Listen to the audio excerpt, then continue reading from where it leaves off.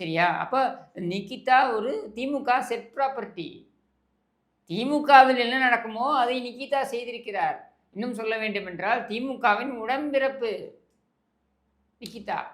Okay. இப்போ DM திமுகவினர் என்னென்னலாம் செய்ய முடியுமோ, அதாவது அடுத்த திமுக அதாவது இன்றைக்கு இருக்கக்கூடிய திமுக ஆட்சியில் பொன்முடியுடைய இலாகா காலியாக இருக்கிறது என்றால், அந்த இலாகாவில் அமர்வதற்கு சர்வ தகுதிகளையும் படைத்த நபராக இன்றைக்கு நிகிதா அவர்கள் இருக்கிறார்.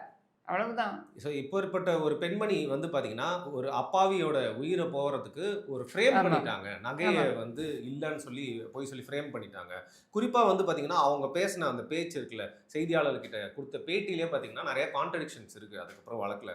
ஸோ நான் இத எப்படி பார்க்குறேன் அப்படின்னா, நிகிதா தன்னோட பழிவாங்கலுக்காக வந்து பார்த்தீங்கன்னா, ஒரு உயிர ஒரு குடும்பத்திலருந்து எடுத்தது மட்டும் இல்லாம, 5 காவலர்களோட லைஃப்பும் இப்போ வந்து போயிருச்சு. இது ஒரு பிராடர் பெர்ஸ்பெக்டிவ்ல அப்படிதான் வந்து பார்க்கணும் நம்ம இத. இல்லங்க 5 காவலரோட லைஃப் எப்படி போயிடுச்சுன்னு சொல்றீங்க? இத தான் நான் திருப்பி கேள்வியா கேட்கிறேன். என்னன்னா, நீங்க 5 காவலர்களை நீங்கள் போய் கொலை செய்யுங்கள் அப்படின்னு இந்த 5 காவலர்களை யாராவது நிர்பந்தித்தார்களா என்றால், அந்த 5 காவலர்கள் தான் அத சொல்லணும்.